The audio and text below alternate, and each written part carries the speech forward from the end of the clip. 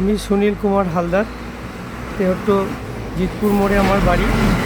আমি তেহট্ট স্কুলে দীর্ঘ ক্লাস 5 থেকে, তার আগে থেকেও আমাকে সবাই চেনে। আমার এখানকারই জীবন, পুরো তেহট্ট এলাকাবাসী, পুরানো যারা আছেন তারা সবাই জানে যে আমার কতটা কী, আর তেহট্ট স্কুলের জন্যে প্লাস তেহট্ট ক্লাবের জন্যে কি আমার অবদানটা। এটুকু শর্টকাটে বলতে চাই এই স্কুলের ব্যাপারে। এই স্কুল আমাদের অনেক অবদান আছে, আমরা সবাই খুব ভালোবাসতাম, আর আমাকেও মাস্টারমশাইরা সবাই ভালোবাসতেন। গেম টিচার থেকে শুরু করে আমাদের সুভাষবাবু ছিলেন, জগদীশবাবু পরে হেডমাস্টারও হয়েছেন, উনিও আমাকে সবাই ছোটোবেলার থেকেই খুব ভালোবাসতেন। কানাইবাবু অনেক, যেমন কান্তবাবু ছিলেন, ইনারাও আসলেন সবাই। তারপরে আমাদের গৌতমবাবু আসলেন, তখন আমি 12 ক্লাসে। এইভাবে চলতে চলতে 12 ক্লাস দেওয়ার পরেই আমি চলে গেলাম BA all India border security ফোর্সের। আমি একটা সার্ভিস পেয়ে গেলাম। আমাদের এখানে একটা গেম হয়েছিল, ওখানে সেই গেমে আমি পার্টিসিপেট করেছিলাম।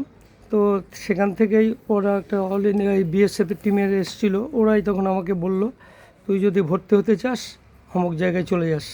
তারপরে আমি ওখানে গেলাম, গিয়ে ওখান থেকে আমি পুরো ভর্তি হয়ে অ্যাপয়েন্টমেন্ট লেটার নিয়ে চলে আসলাম। তারপরেই আমার শুরু কর্মরত জীবন। তার আগেও কিছু বলার আছে। আমি দুর্গাপুরে আইনস্টাইন ক্লাব হয়ে খেলতাম, ওখানেও খেলেছি। অমর্ত্য ঘোষ ফোষ, মোহনবাগানের অনেকেই ছিলেন। প্রায় বললে শর্টকাটেই আমি একটু করে দিচ্ছি সামান্য। ওখানেও দীর্ঘদিন, ওখানেও আমার অফার ছিল যে তোমাকে এখানে আমাদের স্টিলের চাকরি দেওয়া হবে। তারপর থেকে আমি আমার আসার পরেই আমি চলে গেলাম আমার কর্মরত স্থলে শিলিগুড়িতে। শিলিগুড়ি থেকেই আমার জীবন শুরু বর্ডার সিকিউরিটি ফোর্সে। ওখানে গিয়েই আমি ট্রায়াল নিল, যাওয়ার পরেই ট্রায়াল নিয়ে আমাকে ডাইরেক্ট টিমে আমাকে ভর্তি করে দিল। আমাদের টিম পুরো ওখানেই ভর্তি থাকতো একসঙ্গে। অল ইন্ডিয়া বিএসএফের যারা খেলতো, জলন্ধরের সব আমাদের সিনিয়র দাদারা, বড় বড় নরেন্দ্র গুরুম সাহ বলে অনেক কিছু, প্রদীপ সুব্বা, বড় বড় প্লেয়ার, ওরা সব মোহনবাগান অফার পারতো ডুরান্ট ডিসিএমের। তারপরে আমি ওখানে আমার এতে আমি পাস হয়ে গেলাম, দিয়ে থাকলাম ওখানে। আমাদের একটা অল ইন্ডিয়া বিএসএফের, তখন ওই বছরেই 1984 সালের কথা।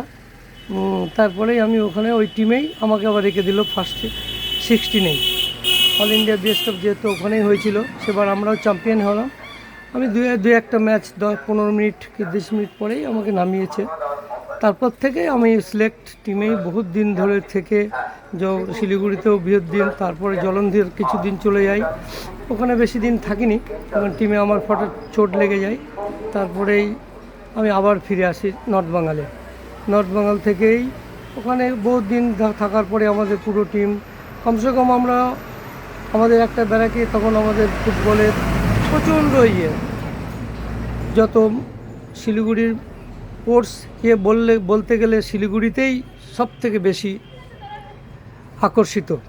আর ওখানকার মানুষ খুব উৎসাহিত, সে পাহাড়ে বলো আর নিচে বলো। ওখানে আমরা সমস্ত ক্লাব খেলতাম, শিলিগুড়িও ক্লাব খেলেছি, 2-3টে ক্লাবও আমার খেলা হয়েছে ওখানে। আমরা সবাই লিগগুলোতে পার্টিসিপেট করতাম, আমাদের কোনো অবজেকশন ছিল না। তারপর থেকেই কর্মরত হতে হতে হতে হতে বাইরে চলে গেলাম দীর্ঘদিন। জম্মুতে গেলাম, জম্মুতে থাকলাম, বিভিন্ন জায়গায় আমাদের করতে হয় পার্টিসিপেট। সেখানে গেলেই সেই টিমেই বেশি থাকতাম। তবে যারা বেশি স্পোর্টসের আমার শিলিগুড়ি নর্থ বাঙালি। তারপর থেকে আমাকে জম্মু কাশ্মীরে গিয়েও সমস্ত জায়গা খেলে বেশিরভাগ আমরা টিমেই থাকতাম। আমাদের স্পোর্টসের তখন প্রচণ্ড খুব ভালোবাসতেন সবাই, যত বড় বড় অফিসাররা ছিলেন। না, টিম এদের হাঁটানো যাবে না, এরাই থাকবে। তো আমাদের টিম একসঙ্গে কমসে কম 50 জন 45 জন থাকতো, ছেলেরা সবাই একটা ব্যারাকেই। তো এইভাবে করতে করতে আমার স্পোর্টস জীবনটা, আর কি বলবো। স্কুলের ব্যাপারে এবার আসি। স্কুল আমাদের খুবই ভালো এবং প্রচণ্ড উচ্চ নামী। যখন তখন সেই সময়কার যেসব টিচাররা ছিলেন, হেডমাস্টারমশাই বহুতই ভালো, এবং সমস্ত স্টাফরাই খুব উৎসাহিত আমাদের। সেটা আমার বলতে পারবো না। এই বলেই আমি আমার বক্তব্য শেষ করছি। ঠিক আছে।